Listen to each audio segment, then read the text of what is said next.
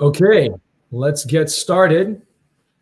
This is the third part of our COVID-19 job and graduate, or I can say academic series initiatives, and everything's kind of interconnected here. And so what I wanted to do today was kind of bring it all together. So if the first part of the series,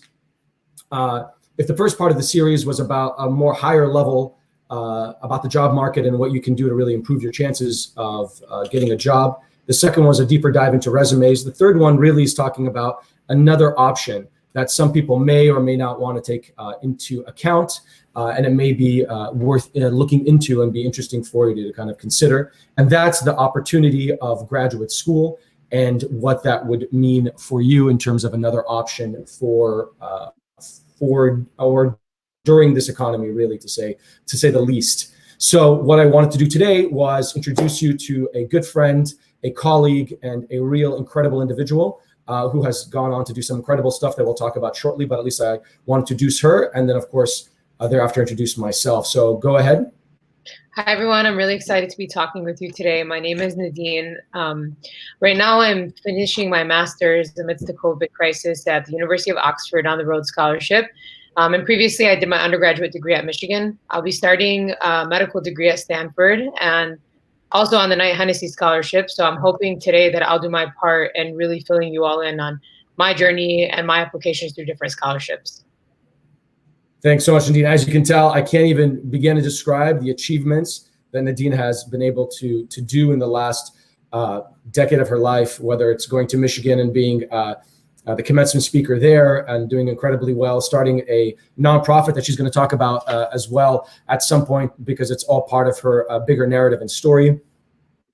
But also what she's been able to achieve in getting the Rhodes Scholar, which is one of the toughest and most difficult and most prestigious scholarships available, and being part of a cohort. And how many women were there in your cohort? Remind me again. In the Rhodes cohort? Yeah.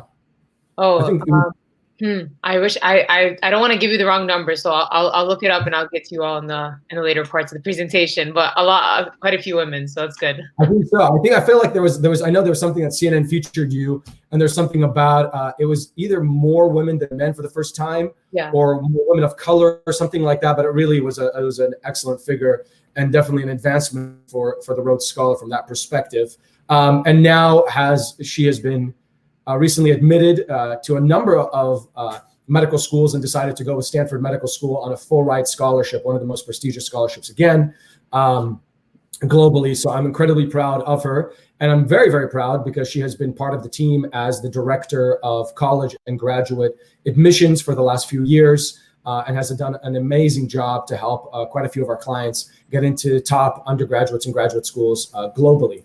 In terms of my background, I think you know me by now, but just in case, again, I grew up abroad part of my life, went to high school in the Middle East in Egypt, returned back, graduated from UCLA, and then went on to do my law degree at Berkeley. I did a master's while I was at Berkeley in Cambridge. I took a year out and did that. And then about 10 years later, I went back to graduate school at Harvard, doing a master's in public administration. In the interim period, I started Right Track Admissions. We'll talk a little bit more about that in terms of the services we offer and what we do. But all by way of saying that what I was able to achieve, thankfully, is the fact that I was able to get a lot of funding throughout the process of getting into these graduate programs, so that after 9 years of education, I graduated with a profit rather than even any kind of debt, which was a pretty formidable achievement, especially in America where education is so expensive. And even in the UK as an international student, it is expensive. So that is something that I'm very proud of. As well as getting into these schools, which was very important because my scores in standardized testing was definitely not up to speed. So these are the things you want to cover. We want you to feel very comfortable to asking questions to us. You can do so on the LinkedIn, on my LinkedIn profile, right below this video, or on our Facebook. Feel free to pop in any questions. We'll try to answer them over the course of this webinar. So without further ado, now you know who's going to be talking today. Let's jump straight into the conversation. So today we're going to be discussing the COVID epidemic or pandemic, excuse me, and applying to graduate school, why that's important. Second part, we're also going to be talking about graduate school, living and crafting your story in terms of a graduate school, which is a very, very important part of the whole process. Because if you do not have a good story, something that's really powerful that resonates, you're not going to get the scholarships, you're not going into the graduate school. And as a great option for you, whether it is you don't have a current job, you want to go back to graduate school, or you want to provide yourself and hedge and have a plan B in case you don't get a job and go back to grad school, it's important that you have a really cohesive story.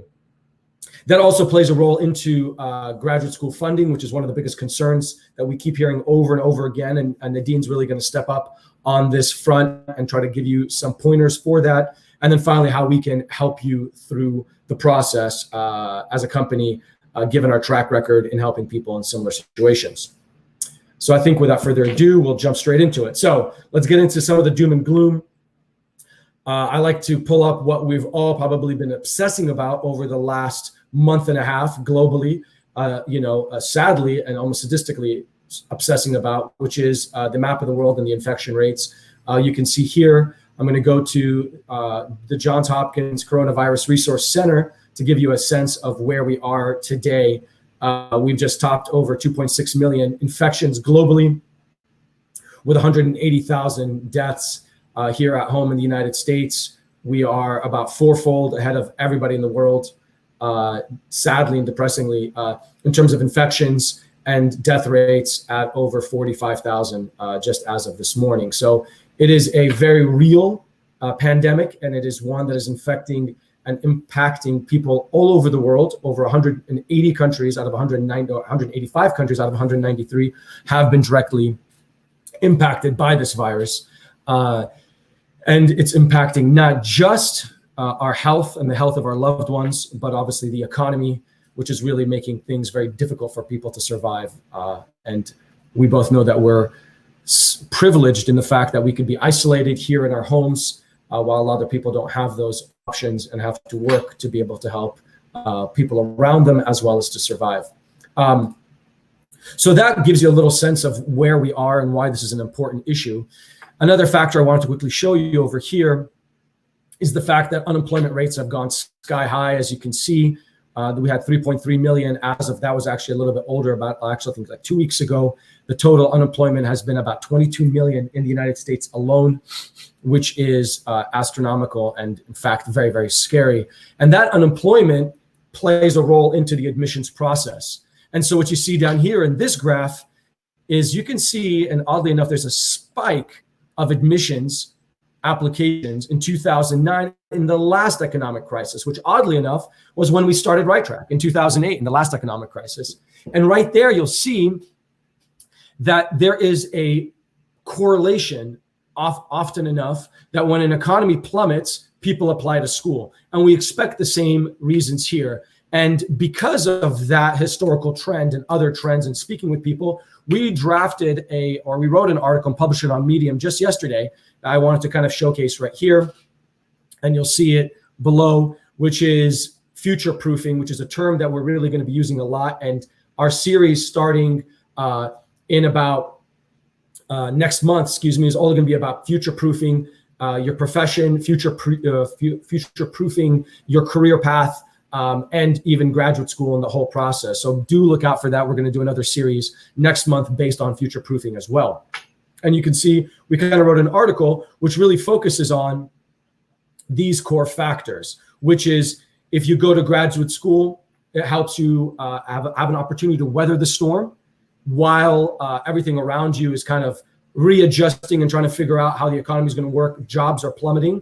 Weather the storm in graduate school. Doing that, you can have the opportunity to, to stand on the sidelines so that when the economy rebounds, you're right there in the front lines. There's also a lot of windfall financial aid opportunities that Nadine will also speak to you about over the course of this webinar. Future proofing your career. We have a section just on that, which is really about the up-leveling or the upskilling, the networking, the ability to kind of develop the hard skills and the soft skills necessary to really be able to get the career that is resilient to such economic woes and downfalls in the future. And then let's face the reality. You have the downtime now. When you're busy working or studying in classrooms or you are at work and so forth, you're buried. And then you're just like, I don't have the time to even think about my career or my future. This is why it's important, is really thinking about using your time as effectively as possible to do that. So I'm taking up a lot of the oxygen in the room, but is there anything you want to say at this point, Nadine, on anything that we've covered? Yeah, I mean, I think the fundamentals have been touched on, and I'll definitely get more into that part about why it's important to construct a narrative and get ahead of the game on that. But I think right now you're good. You can keep going, and I'll jump in more on the narrative part.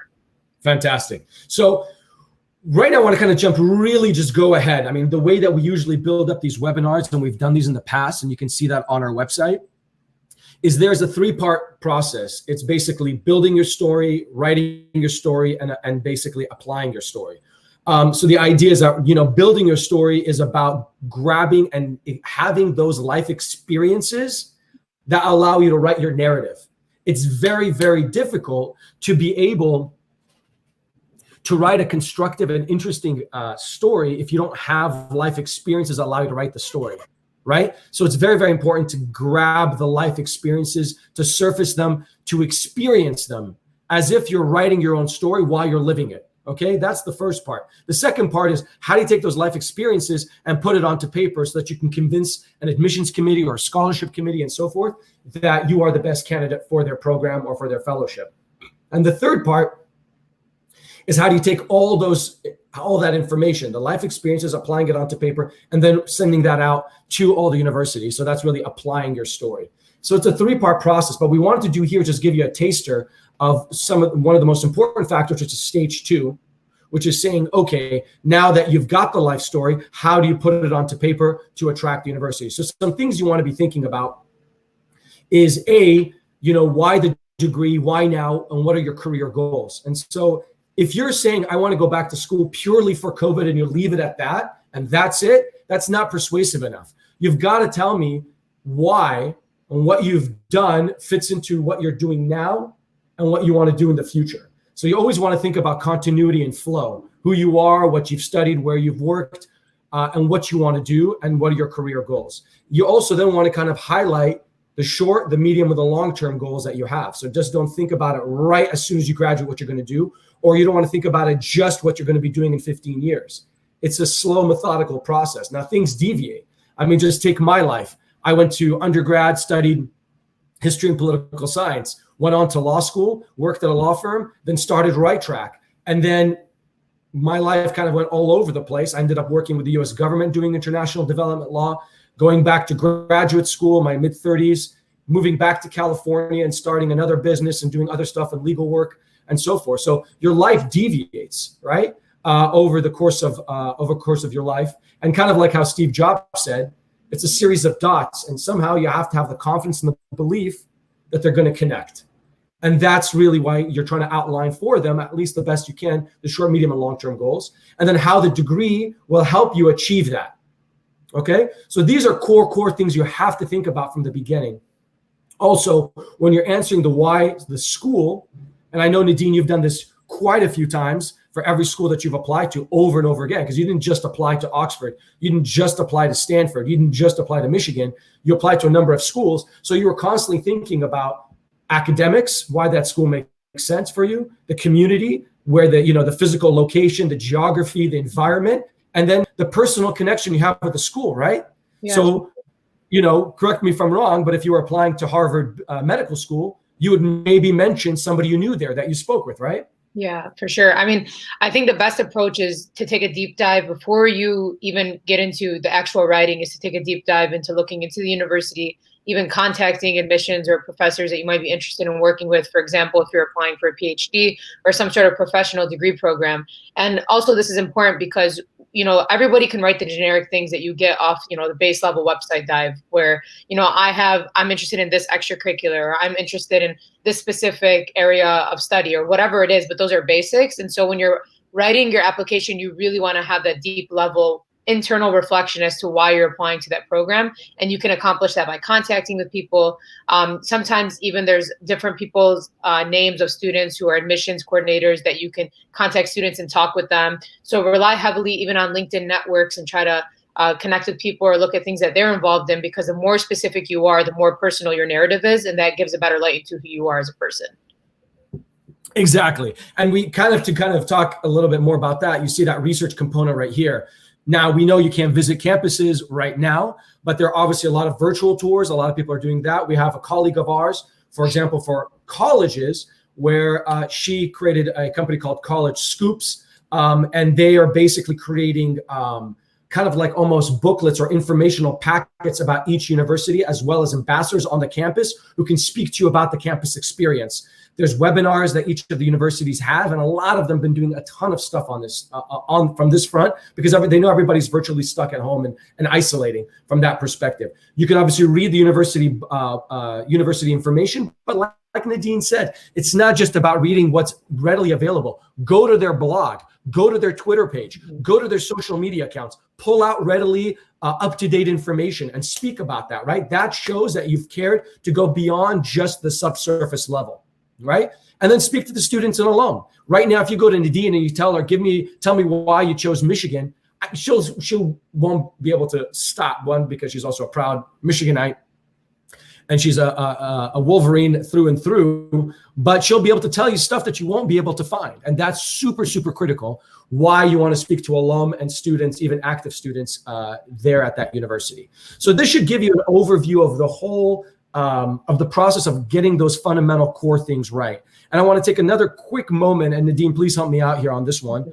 I want to take a quick moment to talk about this, which is something that really jazzes me up, which is really designing your story, right? Because it's not just about putting information onto paper. It's not regurgitating your resume. It's not just free-flowing thoughts, but every word, every sentence, every paragraph flows from one thing to the next, creating a cohesive idea, right? I say, think about your life like a movie, right? One, because I love watching movies. I don't like watching Netflix, as I'm worried I'm going to get addicted to shows. So I just like watching 2-hour movies. Just go straight in, You get the beginning, you see it, and there you see like the story arc right there, right? That right there is what a lot of movie directors and folks think about, because this is how the brain works. People love this idea, right? Where you start off at an incident or a point in your life, something happens, there's a climax, a decision needs to be made, right, between the two things.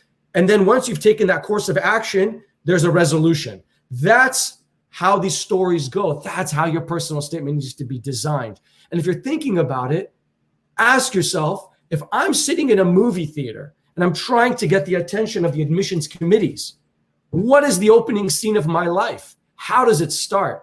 Nadine, tell me about this. I'm sure you've come up with this for yourself and for so many of the applicants that we've worked with at Right Track. So I think when you're developing a narrative, like Hamada said, sometimes, we forget that we are our life literally can be portrayed through these like incidental points in time where you're thinking about a moment and how you make decisions. And I think what ends up happening is people think that they just can sit down and just crank out a personal statement and just without much reflection, here's the basics, here's an experience, this is how I decided to apply to the school, whatnot. And it's a very generic template. And so what I really think is important is sitting down with yourself and actually self-reflecting internally on what it is that inspires you to do what you do. And so I know that in a personal statement, things can tend to feel unidimensional. So for example, I can't talk about every single thing I've ever done in my life. For example, I played soccer for 12 years, and then I ran like a nonprofit, Books Your Benefit. But then I'm also interested in becoming a doctor. But then I also worked on this local campaign. And there's all these pivot points that are connected in some way. But if you just list them that way in your personal statement, it doesn't really tell me anything about any cohesive story about you. But if you look at the fundamentals about what I care about and all the things that I'm interested in, there is a root thing, which is thinking about social inequality and social injustice. And so when writing or crafting a personal narrative, that's how I view like a theme. And I think that it's really helpful to sit with yourself and actually be honest and say, what do I actually care about? Why am I actually pursuing this? What are the things in my life that fit into this theme? And how can I then create something cohesive? And I think that sheds light onto who you are as an individual, as opposed to trying to regurgitate your resume or try to link all these things. And if you really sit down and look at all the things that you've done in your life, whether it's constructing that as a movie or if you're even just sitting with yourself and trying to diary or journal out what it is that makes you you, at the core of the things you do, you'll probably find some sort of link. And that's the link that you should work and develop on in your personal statement. And Hamada, does that, kind of fit in, that fits into what Right Track kind of advocates for? Like, what is that theme? Who are you? How are we going to fit all of these things into the mold of who you are for your personal statement? Yeah, I mean, the motto of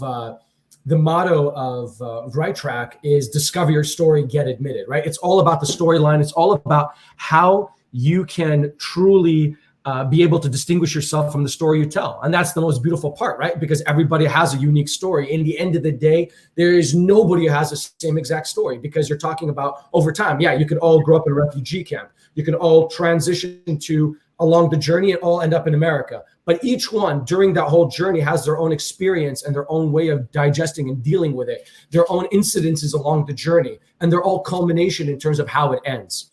Yeah. Right? Yeah. So I would throw in there, like, essentially on that point too, is that you do have these personal reflections that make you you.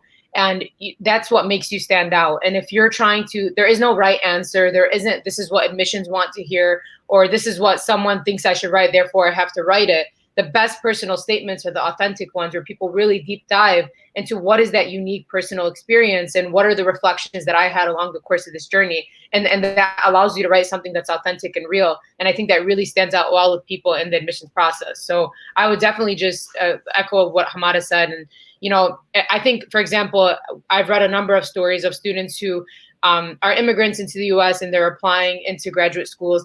And every single one of them has a different, unique experience, right? Like, just because it seems like the overall mold is the same doesn't mean that they write the exact same personal statement. That's not true at all. So let me ask you this: I feel like we're on a roll on this one. How do you start, right? Because I'll tell you my feeling on this one. But how do you start when you have all these experiences, tons of them? And that's a question that we keep getting. Where's the starting point in doing something like this to put together that narrative? Yeah. So a lot of people come to the table already kind of knowing or having a feeling of what program they want to apply to. So for me, it's medical school, and that's what I'll be starting in the fall. And I had a really great mentor tell me, okay, get a white piece of paper and colored pens, sit down and write at the top what it is you're doing. So I'm applying to medical school. Why? Okay, well, because I wanna serve people. Why? And then you keep asking yourself why until you get to the crux of what that really is at the bottom. And to me, once I got to the bottom of that why, which inevitably, like, the root thing was, okay, well, I had these experiences growing up that were rooted in health inequality and inequity, and I want to address those things. And I think the med school degree will give me the best skill set to do what I want to do. And it took me a few days. It's not just one sitting of coming to the why. But if you keep pondering and keep pricking at yourself and asking yourself why, and also recognize that it's a judge-free zone. Nobody's going to see your whys. Nobody's going to see your white paper. Nobody's going to see what you're reflecting on. You can really get to the bottom of your motives. And that's how I start all of my personal statements and crafting my narratives for scholarships and for grad school. And that's beautiful. And I think what we've called that is really the authenticity test at Right Track. I think you remember this, Nadine, when we were going through how do you take a process like what you're describing right now and standardize it and really come up with a way that we can then shed light across all the clients we have. You remember this, and we were sitting there thinking, like, what is it? And it comes down to that authenticity. Because if you sit there and say, I want to go to med school because I want to help people, and then you stop there, it's quasi-authentic, but it doesn't get to the crux of it. And then as you keep digging deeper and deeper, somehow you realize, actually, it's not med school I want to go into. It's research. It's something completely different, because what you did is you found that authentic reason, the core that really makes you tick. And at the end of the day, Nadine, you got interviewed at a number of med schools, right? So even if you wrote something absolutely fabulous that you thought the med schools want, and somehow you hoodwinked the schools to say, wow, she's fantastic, you still stood in front of them and were asked questions based on what you did. And if you did not believe what you did, and if it wasn't in your heart of hearts and was through all your DNA, they could see that a mile away and you would not get accepted. Is that true or false? Yeah, absolutely. I mean, I think both being an interviewee and interviewing others for various things, I think when you make up things, and this is really why getting to the crux of your narrative is important. If you make up things to portray a certain part of yourself, that will be totally obvious in the interview setting. But when you're deeply passionate about what you care about and you've actually taken the time to reflect on what you care about and why, I mean, then you can talk or ask me questions for hours and hours and hours about where I'm from and why I care about it. And you can prod at the activities I did and why. And I could talk to you. I mean, some of my interviews were meant to be 20 minutes and they lasted up to an hour because I had genuine things to say about the things I care about. And I've actually reflected on them. And we've seen candidates that we've prepared as well through interviews, even someone through Right Track that we were preparing for an engineering program. Like, he was just so passionate about his research, and you could really see that coming out in the way that he discussed what he was doing and why he did it and how he got to that position. And you can tell he did that self-reflection. And so I think it's really important. And that's exactly right. And because you will be asked, you will be, I don't want to say the word judged, but you will be assessed on that. So you want to make sure that whatever you're doing, you're not trying to just come up with whatever they want to hear. You want to come up with what you truly believe in. And that's very, very important in this process. So I think that's a very, very important note to kind of keep in mind as you go through this. So let's jump straight into the sources of university funding. Now that we've talked about the essays, now that we've talked about the process of really getting yourself to have that narrative, that powerful story that gives you that elevated feel, right? And really makes you a unique candidate. And now that you've decided grad school is for you, whether it's med school, law school, MBA programs, master's programs, PhDs, dental school, pharmacy, whatever it is that you've decided you want to go to, right? And we'll speak more about this. As I said, we have a whole series in May about future-proofing your career, whether it's what are the jobs that are happening now that are more resilient to massive economic fluctuations, especially from a medical perspective. I can say for now that Nadine is going to be very safe in the future because she's picked a career that in whatever direction she can go, you could do medical as a practitioner, you could do public policy and healthcare from a health advocacy perspective, you can do medical technology, home care technology. There's a million different things you can do with a doctorate. I would be shocked, mark my words, if Nadine becomes a doctor and that's all she does. I would be shocked. Sure. This is somebody who is thinking way beyond just the pure medicine. And I'm sure, I don't want to speak on your behalf, Nadine, but you're thinking about it from a multitude of perspectives, because I feel doctors are no longer just sitting in the clinic and that's it. They're already thinking about research. They're thinking about technology. They're thinking about access. They're thinking about a whole bunch of things. And that's how you kind of want to frame it. I mean, is that kind of what you were thinking about when you designed that narrative? Yeah, absolutely. I mean, it's interesting. If you read my personal statement, I think you probably could have turned it into a social policy degree and a medical school application, because it really was focused on the intersection of all these social issues. And I think that it's important to situate whatever career you're going into in a greater context, right? Because we don't work in isolation. Medical doctors aren't just seeing patients. Patients have other outside factors like social determinants that impact their health, insurance that impacts whether or not they can receive care. That's a policy issue. It's a political issue. And so I think that, like you said, focusing on careers or degrees that have this intersection and can solve multifaceted issues is really important. And my personal statement was a lot of social policy, but also a lot of medicine, and why clinical care is very important. And the details. Mm-hmm. The details. If you just give broad strokes about what you want to do, it's not convincing. Again, going back to that slide about the movie, right? When you're thinking about your life as a movie and you're writing it out on paper, you're not just providing very opaque 50,000 foot level concepts. You're getting into the nitty gritty. You're describing the day, the scene, the weather, the feelings, the emotional trauma, or whatever it is. So be specific, use details. If there's statistics you want to back it up with, you've got statistics to back it up with, right? It's not just, I want to be a doctor because there's, healthcare disparities that exist in low-income communities, because you've got statistics to back it up. And if those statistics motivated you and galvanized action, then let it be put on paper so they know exactly what you're talking about.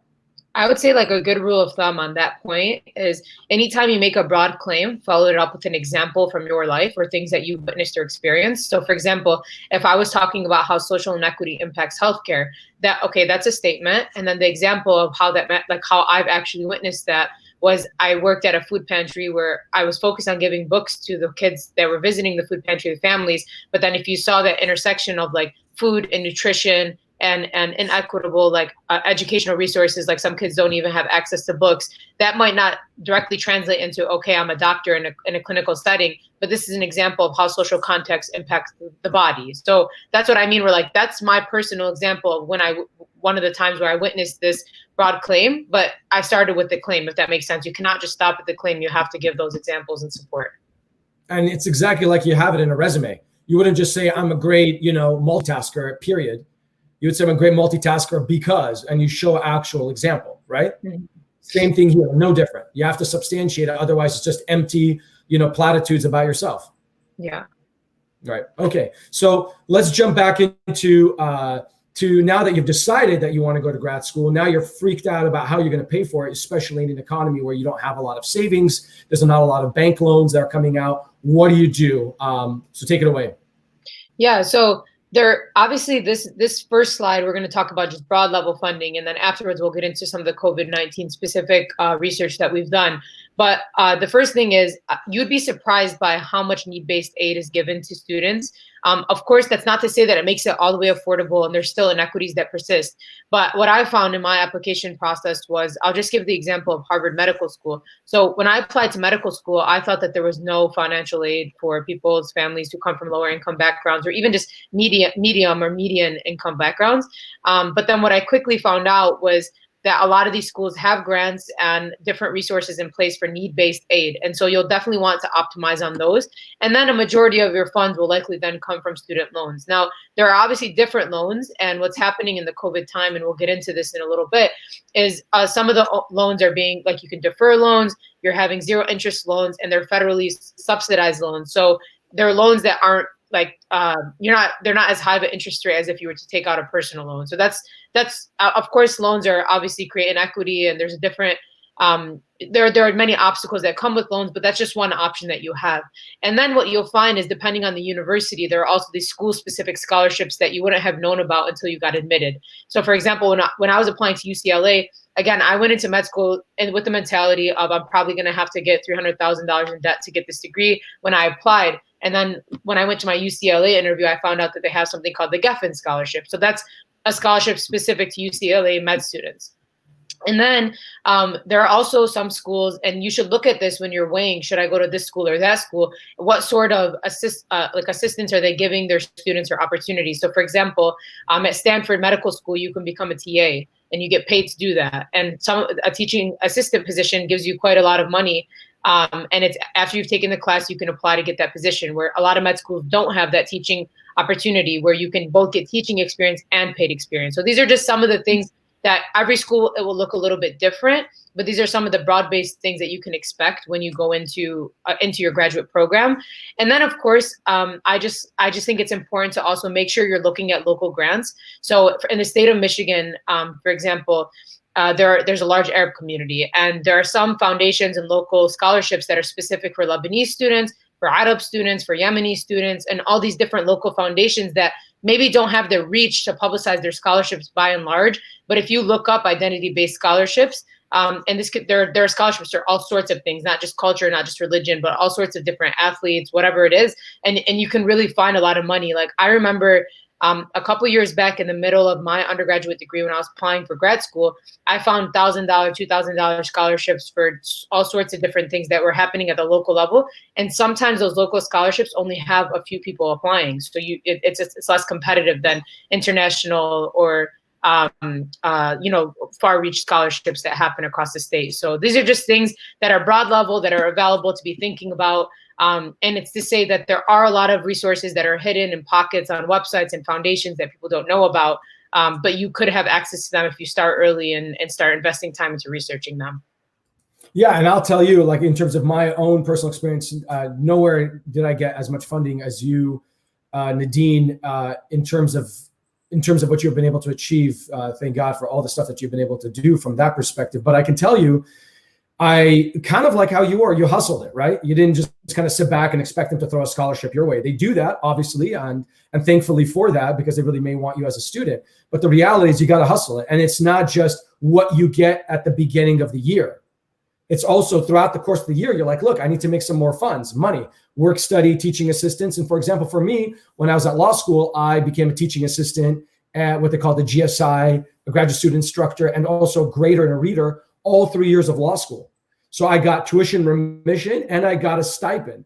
And so I graduated from Berkeley Law with actually all my debt paid, and I made some money. And the way I made money also is over each summer, I worked as a law clerk or a summer associate to pay off any debt I had for the previous year. So I just kept on getting rid of the debt over and over. I just didn't want to, and I'm not savvy enough financially to be like, oh, I made $30,000 this summer. I'm just going to invest that and then take out an interest-free or very low interest rate loan for school because it's better to have more money. I'm not going to play that game. I just was like, I got my money and I paid it off and I don't want to think about it. And when you do that, and you know this, Nadine, firsthand, you open your world to a debt-free land of opportunity where you're not worried about taking the highest paying job and getting the golden handcuffs. You're now focused on doing something that really matters to you and you're passionate about. And not beholden to a system that belabors you or beholdens you with debt, right? Yeah, absolutely. I mean, I think it's tough because, like you said, loans are an unfortunate reality of graduate school, and oftentimes people feel restricted to what they can pursue because of these loans. But it's not to say that you will, go zero debt, through the course of your education, and that's what we're telling you is for sure going to happen by following these steps.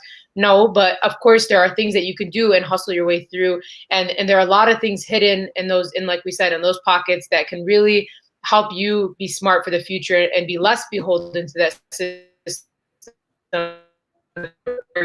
to work a private corporate job if you don't want to. And so these things are important to be thinking about early, because I think a lot of people don't realize what the loans are doing to them until later parts of, maybe applying for jobs or maybe thinking about a long-term plan. But if you go into grad school with the mentality of, I'm going to seek out fellowships. So for example, like Soros Fellowship or Rhodes Scholarship, whatever these different things are, yeah, those are really competitive and you might not get those things. But also there are these other $5,000, $10,000, $15,000 scholarships that can go a long way and make you that much closer to actually pursuing what you want to pursue instead of being indebted to whatever it is you feel you have to pursue. Exactly. And I think that was the mentality I had when I went to law school. It was like, I'm going to get out of this with no debt, because I saw so many people get crushed and buried underneath the debt. And I also remember when I was an undergrad, I didn't get that many scholarships. I got like the Pell Grant. I think you mentioned that. We're going to mention that in a little bit, and some of these California-based grants at UCLA and so forth. But by my fourth year, thankfully, I had done really well in school. So I went to the honors department and I said, hey, are there any scholarships for students that are really excelling? And they said, here's a booklet. Go take a look at it. Now, of course, this was 20 years ago. And so I looked at the booklet, I peeled through to see which ones made the most sense. Nadine's already talked about local opportunities. So there are scholarships that focus on ethnicity, race, religious background, career goals, what you've gone through in terms of socioeconomic background and all that kind of stuff. I found one that made sense in terms of what I had been able to achieve. And next thing you know, I got a $5,000 scholarship. I got another one as being an honor student.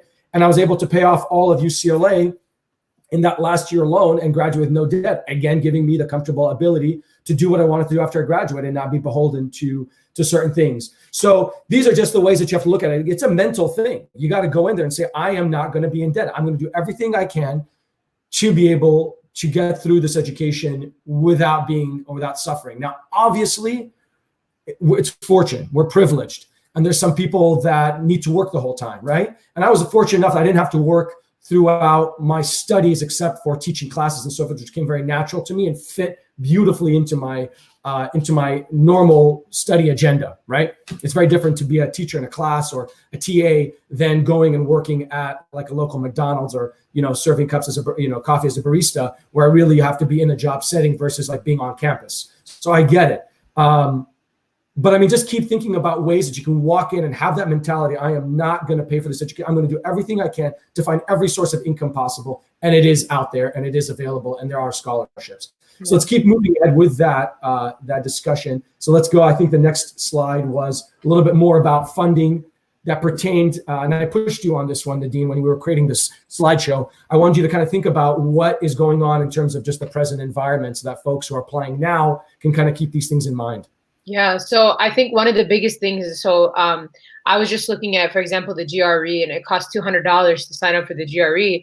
So definitely explore application and test waivers. So students who already come from low income backgrounds and the threshold is quite high. Like I've seen some of the waivers for families under 90,000. So, and then they look at like how many people live in your family and whatnot. You might be able to get your test for free. And you want to cut corners and always possible, because cut corners in a good way, in the sense that like you should try your best to figure out how you can save money even in the application process. Because if you're applying to 20 schools and it's $100 for each school, you're already looking at thousands of dollars just in applications before you get there. And so explore waivers, email universities, talk to them about the COVID crisis, tell them how it's been impacting you. So even on Johns Hopkins website, I was looking and they were saying, if you're having COVID specific funding crisis and you're applying or you need something, just email this email. So I would just say, look into those options for sure. And then also right now, for first year graduate students, if in second year, if you're already in grad school and you're looking for funding, there are these emergency funds that are available for students at different universities. So don't hesitate to reach out. I mean, I think a lot of people that I talk to often feel embarrassed or feel like clouded by the fact that they have to reach out and ask for help. But sometimes a simple email, you'll be provided with all these different emergency grants, different funds that you can just immediately have access to because of the current situation. So definitely capitalize on that if you're in grad school. And if you're going into grad school in the fall, definitely just be honest with financial aid in your university and see what support they would have available. And right now, I mean, the policies are quickly evolving with unemployment and loan forgiveness, but members of Congress are asking for loan forgiveness right now. So that could be something coming up in the future. We hope that this is something that we'll see in our time, because if we're, approaching some sort of recession or some, an economic crisis, you would want to see your loans at least either at a lower interest rate or forgiven in some capacity. So we'll update those sorts of things on our social media to keep you all informed. And then that, like we said, we're capitalizing a lot on these local foundations and really asking you to seek out opportunities in your own state or in your own even city. For example, I live in Wayne County in Michigan, and Wayne County has their own debt relief program going on right now. So those are sorts of things that I'm going to look into and see what sort of funding I might be able to find there. And then right now, because of the COVID-19, there is a 0% interest rate on U.S. Department of Education, like basically advocate for this, and it worked out. So there isn't really interest or loan repayment happening right now. But of course, if you're going to take out loans to start grad school this fall, you're going to want to be thinking about what the long-term implications of that are. And we'll also keep you updated on that as well. But definitely reach out to people, email them, ask questions, see what your university is offering, because there isn't a standardized thing happening right now, but there are definitely donors at some universities who are offering emergency grants. There are waivers. There are sorts of things happening on the local level that you should capitalize on if you can. So don't be embarrassed to ask for help or to email people. It could make a big difference. So let me ask you this. I'm going to put you on the spot. If you don't have an answer, well, we're all going to look bad. But we're talking a lot about U.S. applicants, right? You're talking about federal grants, loans. We were talking about things that are coming from the new CARES Act, loan forgiveness. How does that pertain to international students? Yeah, so I think right now one of the biggest concerns for international students in the fall beyond the funding is even just getting a visa to get in for the fall. So that would be the first thing. Would just think about the cost of visas and the delayed in time to get one. But a lot of universities surprisingly have done a good job at posting what should international students be cautious of or be wary of in the application process, and regarding how they're going to pay for their university. So unfortunately, I don't have a specific response for that, and I'm not an expert by any means on any of this. I'm just sharing my resources and my research. But I would say it's school specific as well. What do you think about that? Yeah, I would say it's imperative that you are plugged in with the school and see what the school's providing, what kind of recourse they're providing. Now, some schools are going to be more well-resourced and have more FAQs, so to speak, than other schools. But it's just imperative to kind of keep tuned in with the school that you're either admitted to or other ones that you are applying to. I'm talking about the ones that are admitted for the fall and what scholarships and funding they have. And then the ones that are applying for next year, they should definitely zero in on the school and ask them those kind of questions. Are very pertinent. I think Nadine's point is very well taken too about the visas, because look, right now we're in a bit of a conundrum. I think the White House has just recently announced that they're not providing visas, but green cards are exempt, or I don't know how it fits with student visas, but it's so important. I mean, because it's a moot issue. We can't even think about funding if you're not able to get into the country to actually undertake your education. Though that it may even be a factor that is not as, it may not even be something that's applicable, Nadine, because, for example, I think Boston University was one of the first universities that said that's basically advised that they're not going to have a fall semester, that they're going to start in January. So that may buy you some time to be able to get the visas and to get the financial aid. So a lot of things are going to go a little topsy-turvy in the COVID funding, but definitely stay tuned, read the blogs, see what people are saying, see what the schools are saying, and stay tuned with us, because we're definitely doing the investigating work ourselves. Again, that article that I was showing you guys earlier is, talks about all the financial aid opportunities, the windfalls and where you can benefit from in terms of that, from that perspective. I think we have one more slide that talks a little bit about your experience having applied and gotten the Truman Scholarship, the Rhodes Scholarship, your recent scholarship at Stanford and other scholarships out there. So maybe give us a quick rundown of your 5 steps to success. Yeah, so I think that a lot of the times when people are applying, and I preface this with understanding my privilege and that I actually won the scholarships that I applied for. But, for the most part, the way I approached scholarships is I didn't predicate the outcome on any specific scholarship. So what I mean was I knew that I wanted to move to the UK, particularly probably even being in London, which I ended up in Oxford, which is relatively close. So I explored all sorts of funding options in the respective regions. So not just the Rhodes Scholarship, but even the smallest scholarships with names that maybe no one would even know of, but just that I found on the university specific website. And just keep that in mind, because if you are only saying you want to go to Oxford to win a Rhodes Scholarship, that really dilutes what you're trying to achieve, right? Like what program you're trying to do and why you're trying to do it. So like I said, just explore everything that's out there for what you're trying to achieve. And then the second thing is definitely seek out mentorship and advising. And so for me, when I was applying for the Rhodes Scholarship and for the Truman Scholarship, I definitely looked on LinkedIn, saw people that were in the program. Sometimes I'd send Facebook messages if I felt comfortable enough, if the person seemed approachable, in the sense that how you can't really predicate that off a picture. But for example, if we have mutual friends, then that might be a reasonable thing to say, okay, I'm going to reach out to this person and ask for mentorship. Some universities, like the University of Michigan, have fellowship offices where you'll have an advisor who will actually assist in the process. And if your university doesn't, you can still get access to like the websites for these universities. So for example, the fellowship office at U of M lists by region all the different scholarships you might be able to apply for in the different countries. And it's a public resource that anybody can have access to. And so I would just recommend looking at those things and finding out about scholarships and opportunities that you might not even know about. And then I say cast a wide net and set up contingency plans. So I had planned to go to the London School of Tropical Medicine and I'm saying this wrong now, I'm butchering it, but the long public health program in London. There's a program specific to my interest in conflict and public health. I wanted to go there, but I applied all across the UK.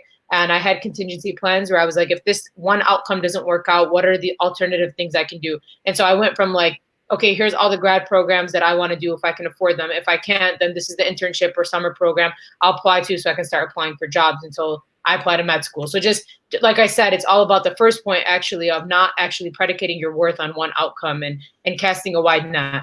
And then, of course, we talked a lot about building and focusing on your narrative. What part of you are you trying to showcase? Make sure it's authentic. That deep dive thing that we really talked about is the essence of what I think is important to winning a scholarship. Of course, there's luck, there's privilege, there's randomness in all the selection processes. But when you're applying for anything, if you can get to the crux of why you're applying and who you are, you'll build a stronger narrative. And then as number 5, I think the biggest mistake I see people make, even the best candidates, like there are people that I might even look at and be like, for sure this person's going to get into X program, but then they wait until the last week. And it's impossible to craft an entire narrative and put out the best applications possible within 1 week. So get a head start, fully develop your material, seek out mentorship, have people edit, because if you don't, then you're really selling yourself short and you're not going to be able to reflect all that you are in the process of applying in these different graduate and scholarship programs. Awesome. Let me ask you a question that we just got right now. You just mentioned one of the classic mistakes. Give me maybe your top 3 mistakes that people make as they apply for financial aid. Okay. And scholarships or just financial? Like you're saying? I guess since we'll start with scholarships and then go to financial aid. Yeah. So I think with both, missing deadlines. Deadlines are strict. So for example, if you miss the financial aid deadline, it's unfortunate, but they're pretty strict on that. If you miss a scholarship deadline, you can't ask them to reopen for you. So just get a head start. That's the biggest mistake. Missing deadlines is its own mistake, but I think starting late and crafting materials is also equally as important, but a different mistake. So for example, if you need to turn in your grades and you can't get up an official transcript from your university because you just realized 2 days before the application that you need an official transcript, you're delayed in the process. So definitely missing deadlines, starting late. And then also, I would say that when applying for scholarships, sometimes I read people's personal statements and it just sounds so forced and unauthentic because people are trying to craft something that they think people want to hear as opposed to what's actually true to them. And you can definitely read that from 5 miles away on any personal statement. And so those are definitely 3 things that I think are high level priority in the process. Okay. So we are towards the end of our presentation. I'll quickly give you guys a bit of a rundown. Then we have a couple of more questions that we received right now I want to go through, and then we'll call it an end to this awesome webinar, which has been incredibly informative. So Right Track, as I said, started in 2008 in the last economic crisis. And actually, it was for me personally to hedge against any kind of economic,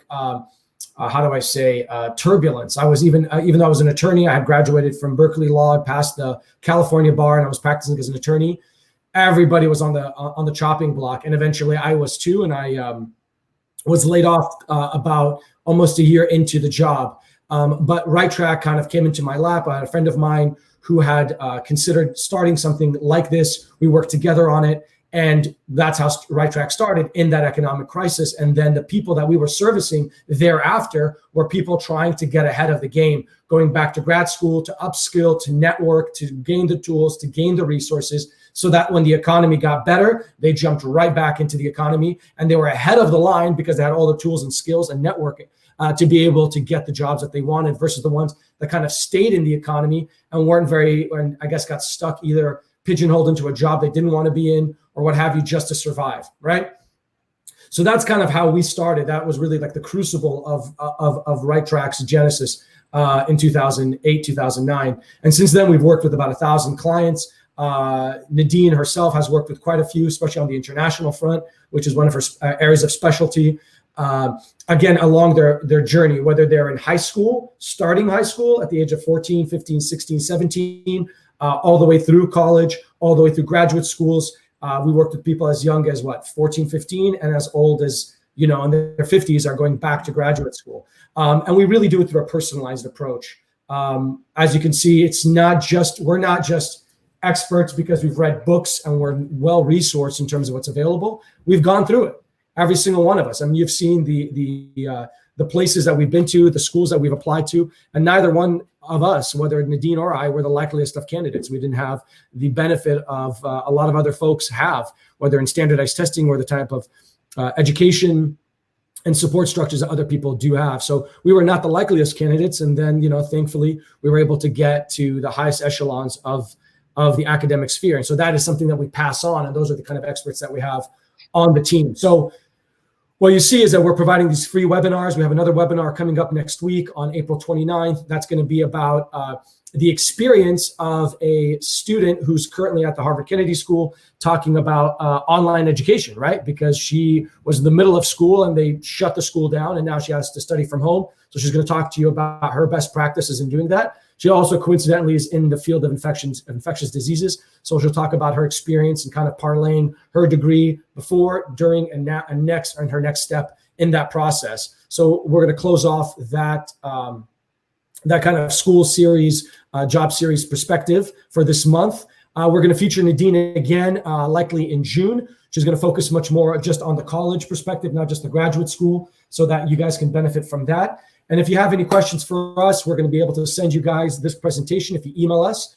And we'll also provide you with a free brief consultation about your profile and so forth. Nadine and I are happy to do that. We've been doing that. That is our ability to give back to those that are really kind of suffering and those who are really confused through the COVID crisis. And we obviously will give you guys a discounted rate for our services, especially during the month of April, May, and even into June, to help you really kind of establish the next steps, whether it's from a career perspective, a graduate school perspective, and as you guys will see, also from a college perspective. So email us at info@righttrackadmissions.com. And I want to kind of end with a quick question that keeps coming up. We talk about it a little bit in the article as well, which is deferment. So the question is, there's folks who are considering that got admitted this year. Some of them we helped at Right Track, whether for grad school or college, and they're considering deferment. Nadine, tell me, what are your perspectives on deferment? Where would you draw the line in deferment, and where would you say deferment should be considered? Yeah, so I think in some ways, being in a 3 to 4 year program, whether that's an undergrad or med school or law school, you kind of can battle the turbulence while you're in your program if you're already expecting to go. So what I mean is, if you're going to be in law school for 3 years or med school for 4 years, and you've already been admitted and you know that you're going to accrue this debt, then I think our personal, like we've been researching and talking to people and asking people, is that the current crisis might not be the right move to defer at this point. However, for people who are in 1 year master's programs, we have had some discussions about how the uncertainty of whether or not you're going to start online, which you'd be paying thousands of dollars to get an online experience as opposed to an in-person experience, which a lot of people want when they're going to a public policy program or an MBA program, would be cut short or limited by COVID-19, then that might be a reason to defer. So I think that, again, the decision is personal. But we definitely think, and we've talked about this, and the advice when people ask us is that if you're in a 3 to 4 year program, you're just starting this fall, it probably is best to start your program, get on track, think about the long-term outcome of you benefiting from finishing your degree, and figuring out ways in the COVID time to make that affordable and realistic for you, like reaching out to universities. Unfortunately, you might have to, take on a job or do some sort of teaching assistantship or anything like that. But even if it's a little bit difficult up front, in the long run, it's probably better to stay put within the program as opposed to deferring. I don't know. What do you think, Hamada? Yeah, and I agree. The idea here is that there's a couple things you want to think about with deferment. I can tell you now, if I was admitted to a 1 year master's program, just 1 year, I would be hard pressed to say, yeah, I would go, where I would think that the first semester I'm going to be at home. And if I'm paying a fortune, it would be tough for me to justify why I'm paying a fortune for a graduate degree, where the first half of it, I'm doing it with this little guy over here the lemur, our Right Track Admissions mascot, just the two of us sitting here taking the classes, just doesn't make sense to me. But kind of like in your position where you're in a 4-year program and you're not graduating until 2024, I mean, are you kidding me? Why would you defer for that year just to kind of maximize that half semester potentially that you could be potentially at home? It's not going to make much of a difference. I think it's far, far better to be able to start the program and then work through it, but be very, very cognizant of what's going on around you so that you are ahead of the game. Some things you also want to be thinking about deferment. It's not just all, pixie dust and happiness and hugs. Number one, you may lose your financial aid if you defer, right? Because it's not guaranteed. Number two, if you get denied of the deferment, then you've got to make that crazy decision of like, okay, I just pushed the envelope. I'm getting denied my deferment. Do you then have to go through the reapplication process? Yes, you do. And there's no guarantee that you would be ahead of the curve just because you got admitted of 1 year. You may not get admitted the second year because the whole class structure, the cohort may change. They may not want somebody with your life experience and your background. Maybe there's 10 people that apply with your background for next year. And so you may not get in. And also something else to think about in terms of deferment is what are you going to do in that deferred year? If you don't get accepted, you definitely want to do something in that interim year, the gap year, before you reapply so that you can really put yourself in the best perspective possible.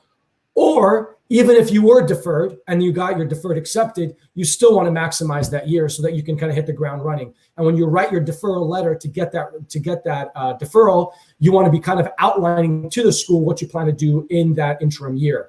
And not just kind of leave it at that and just kind of hope for the best. We have some blog articles on that in terms of writing a strong deferment letter. It's obviously something that we do here at Right Track, and we offer that service. So if you have any of those questions, again, email us at info@righttrackadmissions.com. Look us up again for next week, April 29th. We're going to do our next and close out the series on the academic front, talking to my colleague from the Harvard Kennedy School, who she now is studying from home, to give you some tips. We also wrote an article about this for college students, but it's also applicable to grad students, about best practices of how you should be studying from home. And with that, I say to you guys, as always, stay home, stay sane. That's important. Mental health is important. Stay safe. And thank you for being part of this webinar series. And thank you, most importantly, to Nadine, who took time out of her day to join us today. Thank you so much. Yeah, of course. Thank you all. Okay, guys, take care.